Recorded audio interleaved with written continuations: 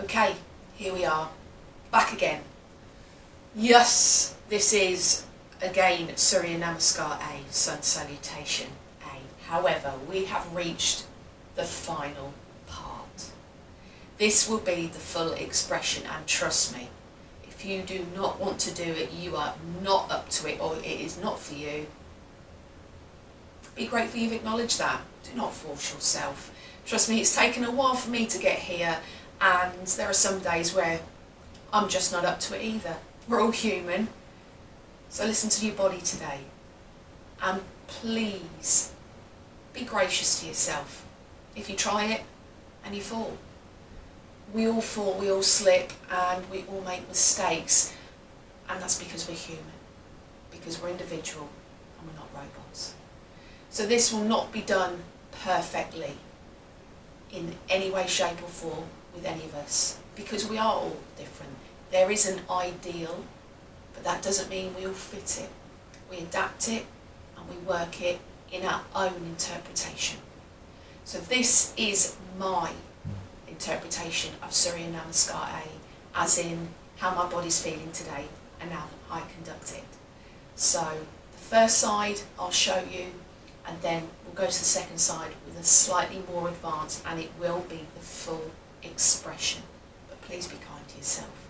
This does not mean because I've done it and I'm showing it, you have got to do it. You can watch it and think that's enough for me, I'm all right, and that's good enough. So let's start at the end of the mat. So coming to the top, we're going to start on our right leg as we normally do. And we're going to come into our upward salute, taking our breath in. And as we breathe out, we're going to forward fold into Uttanasana, intense forward fold, chest to the thighs, legs as straight as they can be, and trust me, it can take a while to get warmed up, so please bend those knees if that is what you need at the moment. Taking a breath in, we're going to come to our half lift. Breathing out again, we're going to forward fold. Now we're going to step back into a high plank, checking our alignment. And this is where we're going to move into our Chaturanga Dandasana. So we're going to move into our Dandasana now, which is our four-limb staff pose.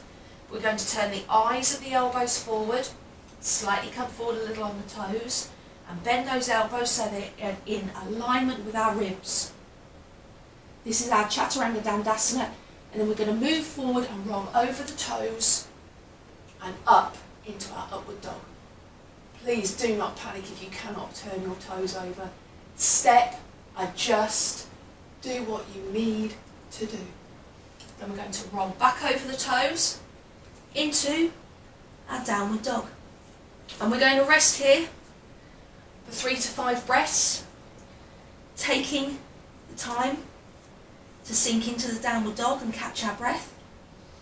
If we were doing a full sun salute in a series of sun salutes, we would probably have one breath here and continue.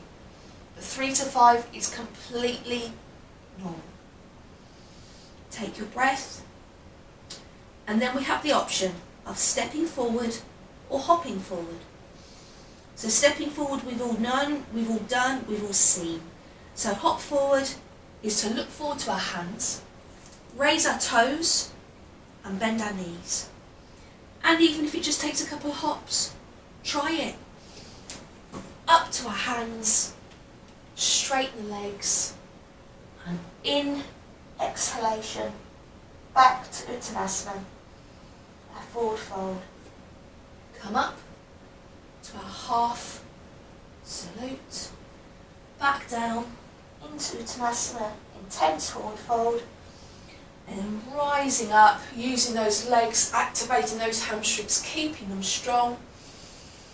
Upward salute, hand to heart in Anjali Mudra, and then down to mountain pose. Okay, not too scary. When we come to the other side, I'll show you the jump back. We've hopped forward at the end. We're going to jump back instead of stepping back. And this is where it can put people off. And stepping back is perfectly fine. Please do it. No one's expecting you to do this. is to demonstrate the full expression. So if you suddenly see a sun salutation you are not familiar with, it could be this. Everyone's interpretation is different. Everybody's dimensions and adaptations of their own individual physical form are different too. And that's why an interpretation of sun salutation might be completely different to what you may have seen, what you know, or what you're used to. So let's do it from the left hand side, and then we're going to do the jump back. And I don't want you to panic. It's not the end of the world if it's not successful, and you can jump back a couple of times to get to the end. It doesn't mean you can straight away do a pike. Please don't panic. So we're going to come into our upward salute. Taking our breath in, going to forward fold.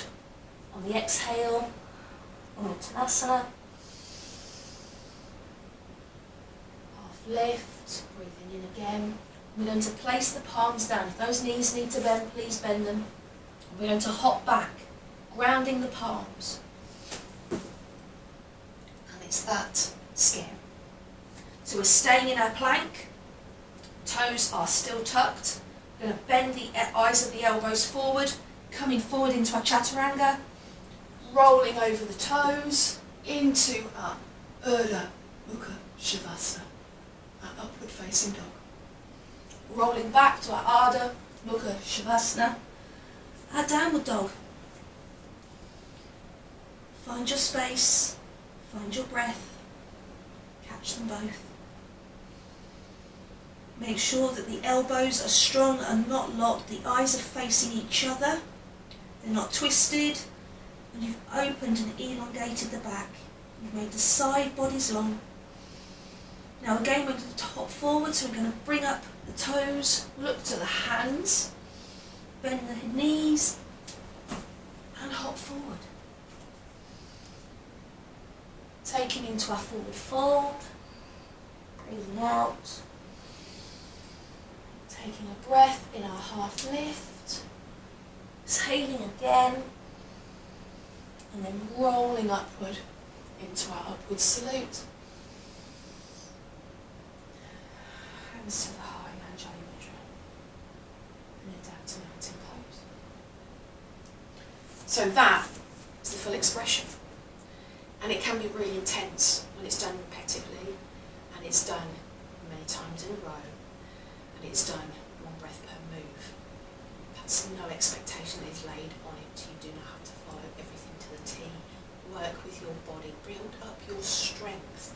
Your strength, your flexibility, they will work hand in hand. And we all have our off days. So please be kind to yourself. So we're going to look at that jump back one more time. And I want you to think about how, if you are good at handstands, you can use that pike in the arm to bring the legs back. So we're going to turn it around, we're going to do it this side. So we're just going to get back into that position. So we're going to move into our forward fold, placing our hands at the side of our feet, into our half lift, and then placing the palms flat on the floor. The knees need to be bent to allow that push off to come back. And it doesn't matter if it takes a couple of hops. That's absolutely fine, because then you're learning the distance you need and you can adapt. So let's have a go. Be careful not to go over the toes. You need to be on the toes with the elbows and eyes facing towards each other, and then rolling forward slightly, bending the elbows backwards with the eyes of the elbows facing forward, and that's how we come into our chaturanga. And then rolling over the toes into our upward dog, our Urdhva Mukha Shavasana. And then pushing back over the toes into our downward dog. And they don't need to be turned over if that is not something you can do. Turning them physically is absolutely fine. And a great way of practicing that is simply being on your hands and knees, without the pressure of the arms taking the body, and the leaning forward into the shoulders. Work with the toes and see if you can do it. Bring yourself up onto the flats of your feet and roll backwards. And if that's not for you, that's fine. But just try. a little bit. And it's not as scary as it looks. Once you've got it a couple of times, it's great. However, we all know that people suffer with their toes in many different ways. Bunions, I suffer from that, and some days when I worked on that a lot, my toes ache. So please be kind to those areas of your feet that are going to support you for the rest of your day. It will not make or break you if you can't roll over your toes in one direction or another from your upward dog to your downward dog. Have a go, enjoy yourself, that is the most important thing, and see how you feel when you've tried it.